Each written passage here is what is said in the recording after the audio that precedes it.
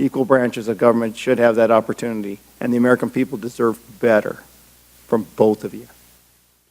Dr. Gruber, your new explanation of your previous public statements makes little sense.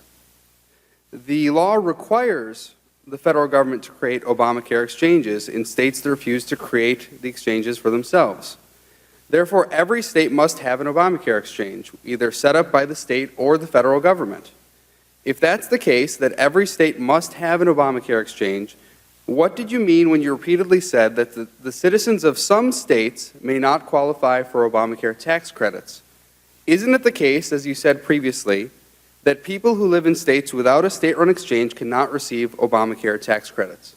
My comments in January 2012 were reflecting the uncertainty about whether those federal exchanges might be ready by January 2014. So you were paid hundreds of thousands of dollars to run an economic model on Obamacare, and yet you were making statements that didn't reflect the actual language of Obamacare? I made a series of statements which were really just inexcusable. Dr. Jonathan Gruber is professor of economics at the Massachusetts Institute of Technology and director of the healthcare program at the National Bureau of Economic Research. He was a key architect of Massachusetts' ambitious healthcare reform effort and consulted extensively with Obama administration and Congress during the development of the Affordable Care Act. The Washington Post called him possibly the Democratic, in parentheses, party's most influential health care expert. Do you recognize that as being in your book? Yes, I do. Okay, and then so if you're an author, you put it in your book and you recognize it, do you stand by it? Absolutely. So you are, in fact, a key architect of the act in Massachusetts under Governor Romney, and that you did contribute extensively to the administration and to Congress.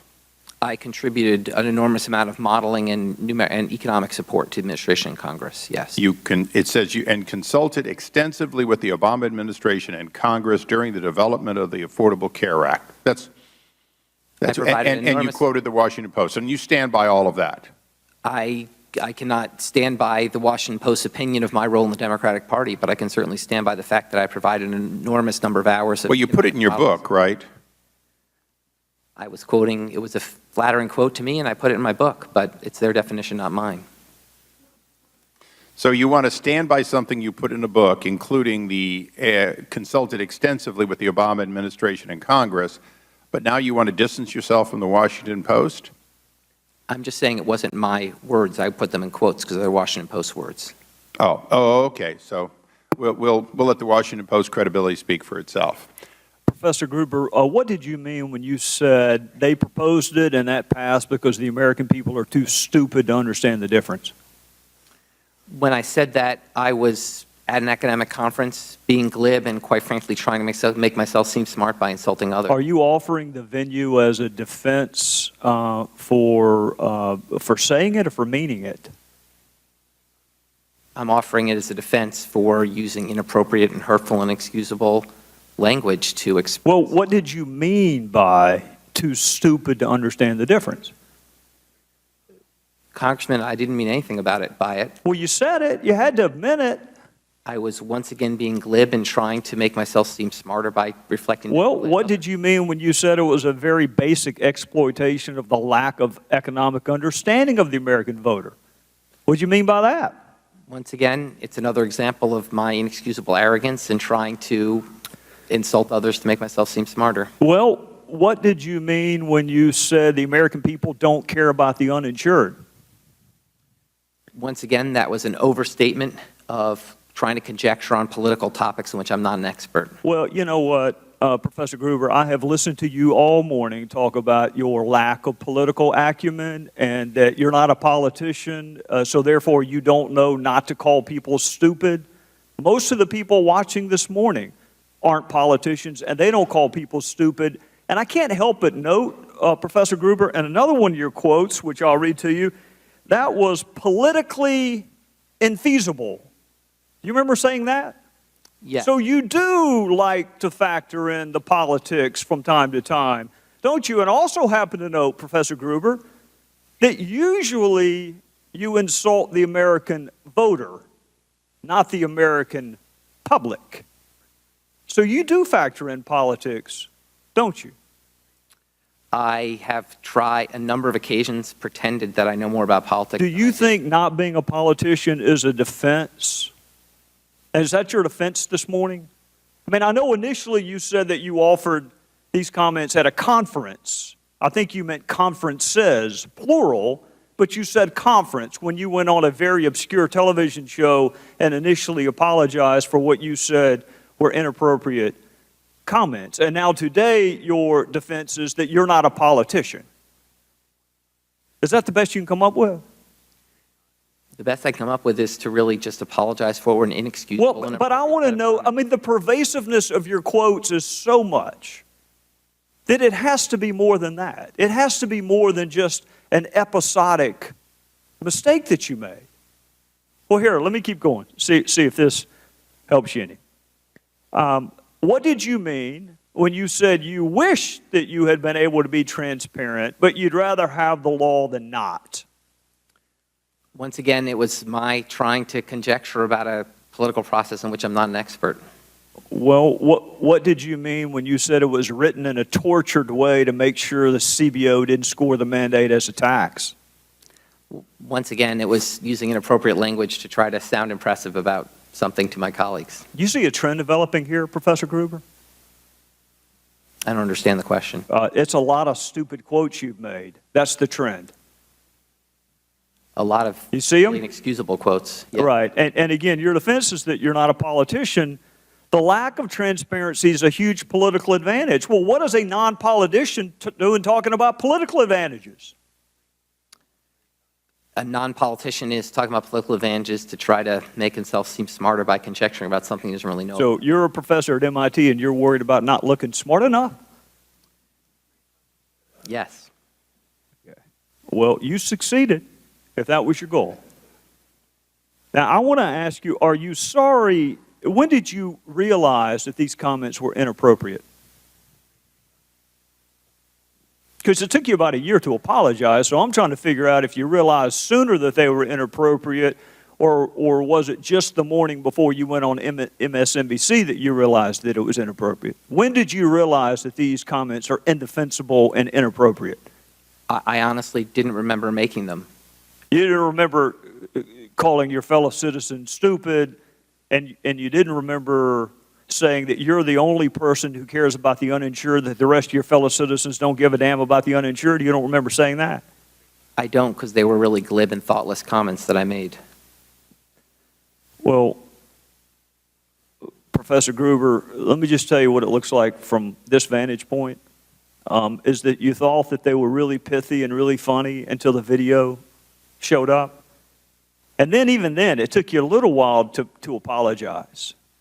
And what I'm struggling with is whether your apology is because you said it or because you meant it. Which are you apologizing for? Because you said it or because you meant it? I didn't mean it. I'm apologizing. All of these quotes that I just read to you, you didn't mean a single one of them. Not a one.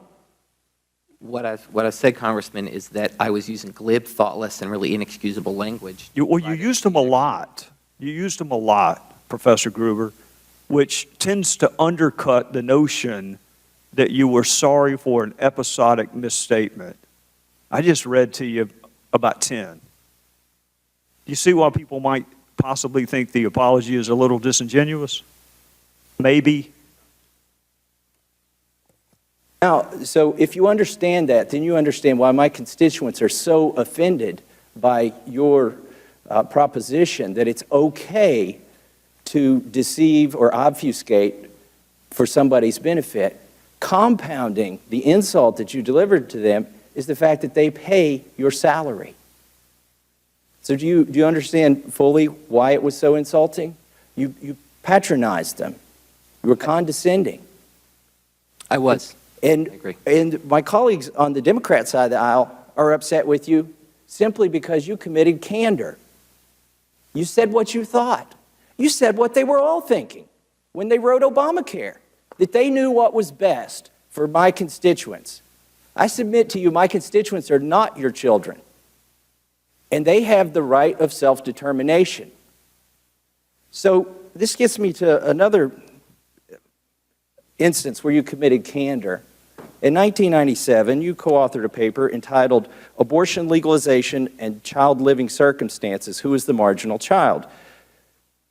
On page 20, you conclude that abortion legalization appears to be associated with an improvement in the average living circumstances and birth outcomes among a birth cohort. And on page 26, you state that your research indicates that the legalization of abortion saved the government $14 billion in welfare payments through 1994.